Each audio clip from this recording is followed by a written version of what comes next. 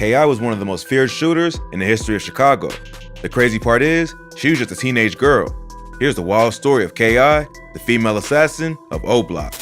K.I. started out as just your average girl, but growing up in a wild city like Chicago, K.I. slowly adapted to her environment. She was exposed to death and violence at a young age after her father was killed when she was only a year old. Those close to her would say that losing her father made her more protective of the people around her. She would also later witness her older brother get killed right in front of her, which would have a serious impact on her growing up. Eventually, she moved to the area around 63rd and St. Lawrence.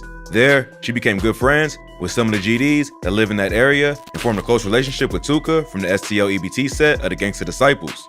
In January 2011, Tuka was standing at a bus stop when a dark-colored vehicle pulled up and started letting off shots.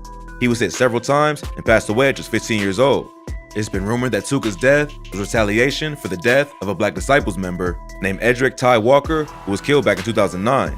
Tuka was a well-loved and respected member of the STL EBT. So after he died, they renamed the area around 63rd and St. Lawrence to Tukaville in his honor.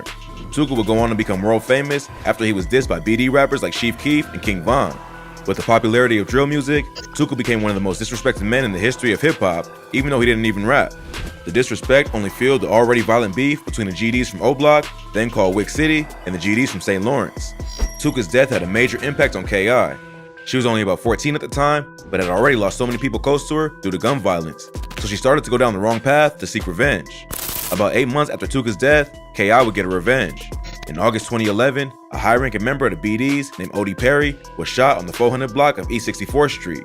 After Odie was killed, the BDs in Wick City would rename their hood to O Block in his honor. It's been rumored that K.I. was the one who killed Odie in retaliation for the murder of Tuka. Allegedly, she and her twin brother, FBG Butter, were out on Tuka's birthday looking for ops when they came across Odie riding his bike and shot at him.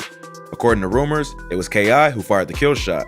The murder of Odie Perry gained K.I. a lot of street cred in Chicago.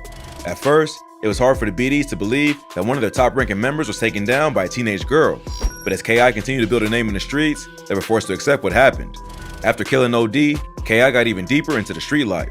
She became known for shooting at ops, which included members of 600 and O Block. So, even though she was a female, she was becoming a problem to the BDs and was one of their biggest ops. It seemed like K.I. got addicted to the lifestyle and would shoot at anyone who threatened her, including other females. It's been rumored that K.I. one shot at another girl who was the cousin of T-Roy, another high-ranking member of O Block.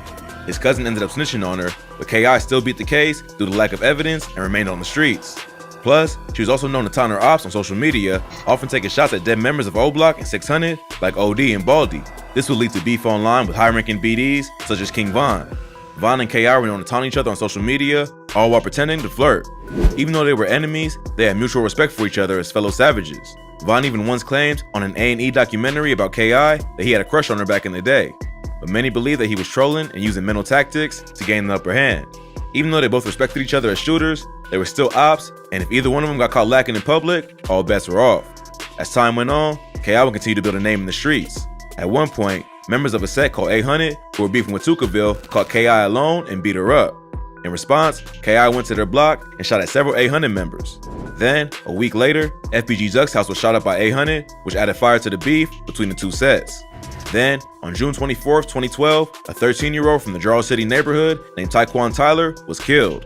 Tyquan was at a house party with his sister when a gunfight broke out and shots went off. He ended up getting hit with a stray bullet and passed away. A dude affiliated with Jarrell City named Nishan Flowers was later arrested for the murder and sentenced to 55 years in prison. Tyquan was K.I.'s cousin, and she was at the party to witness him get killed. It's been rumored that K.I. was the one who introduced him to the street life and trained him on how to rob and do drills. His death hit her hard, and she would change her name on Twitter to Tyquan Assassin. She would also help form a set called Tyquan World, who would be for O Block, 600, and 800. So, K.I. now had an army behind her to help her take on her ops, and she continued building her rep in the streets. By this point, she was a fierce shooter who was well known by both the ops and the police. At one point, the local news even claimed that she was responsible for killing at least 20 people, a number which isn't confirmed and likely exaggerated, but it shows how well known she was in the city. But somehow, despite this wild reputation, she was never caught by police. None of the bodies she's rumored to have were ever confirmed because the police weren't able to collect enough evidence to bring a conviction.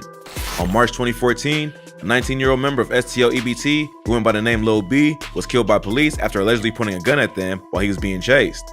K.I. was also close to Lil B, who was killed on the same street as Tyquan. His death turned her heart even colder, and she would change her Twitter name from Taekwon Assassin to No Surrender Lil B. In the weeks following Lil B's death, K.I. would go on Twitter to vent her feelings and reflect on some of the pain that led her down the path she was on. She would tweet, "Money coming, money going, it ain't like you can take it with you. In the end, we die. And I didn't see too many of my in the casket." So it seemed like K.I. was in a pretty dark place, and all the pain of losing her friends and family members in the streets is what turned her into such a savage killer. After Lil B's murder, K.I. hit the streets to take her pain out on the first op she could come across. That ended up being a dude named Blood Money from the BD set Front Street, the cousin of Chief Keef. Blood Money was standing outside his home on the 5600 block of South Elizabeth Street when he was shot in the chest. His cousin, Darnell Patton, was also shot in the stomach but later pulled through. Blood Money was just 30 years old and the father of 5 children. Just 2 weeks before he was killed, he had signed a deal with Interscope Records, so his death was a major loss to O-Block. Rumors quickly started going around that K.I. was the one responsible for Blood Money's death. Even though she was already hated by the BDs, this murder put an even bigger target on her head. Less than 24 hours later, K.I. would be shot and killed in the Woodlawn neighborhood. Around 3:30 p.m. on April 11, 2014, K.I., along with FBG Butta and another friend, were walking to the house of FBG Wooski to get lunch. K.I. had recently revealed her location on Twitter, which must have been seen by her ops. While they were walking, a shooter in a gray hoodie approached them and started letting off shots before hopping into a getaway car. All 3 were hit, and K.I. ended up getting shot 9 times in the jaw, neck, and chest. She was rushed to the hospital, but pronounced dead around 5:43 p.m. The murder of K.I. remained unsolved for many years, but the word on the street was that it was done by O-Block members T-Roy, Big A, and even King Von. The day after K.I. was killed, a bunch of dudes from FBG, including Lil J, FBG Butta, and Wooski, shot up O-Block. Both Big A and T-Roy would later be killed by members of the GDs in retaliation for K.I.'s death. But for years, King Von managed to escape both the ops and the police. But Von would end up being killed in unrelated beef after bumping into Quando Rondo in November 2020. After his death, police would reveal that Von was the primary suspect in the murder of K.I. In July 2021, a police report about K.I.'s murder leaked to the internet, which listed Davon Bennett, aka King Von, as the primary offender believed to be responsible for the murder of Jakira Barnes. According to the paperwork, Von was brought in for questioning but later released. He provided 2 different alibis for the night of the shooting, but neither confirmed where he was exactly when the shooting happened. He also agreed to take a polygraph test, but never actually went through with it. Despite the cops' suspicions, the DA refused to prosecute, and the case was never officially solved. So it seems like someone leaked the paperwork to confirm the rumors that Von was the one who took out the notorious K.I. Sadly, the story of K.I. isn't all that uncommon, except for the fact that she was a girl. Plenty of teenagers growing up in a city like Chicago turn to the streets after witnessing people close to them get killed. The only thing unique about K.I.'s situation was that she started out as an innocent teenage girl, but quickly transformed into a ruthless shooter. Police believe that she was involved in dozens of shootings and several murders, even though she was only 17 when she died. But like many kids from the South Side, K.I. was forced to adapt to her environment and unfortunately never got a chance to make it out of the streets.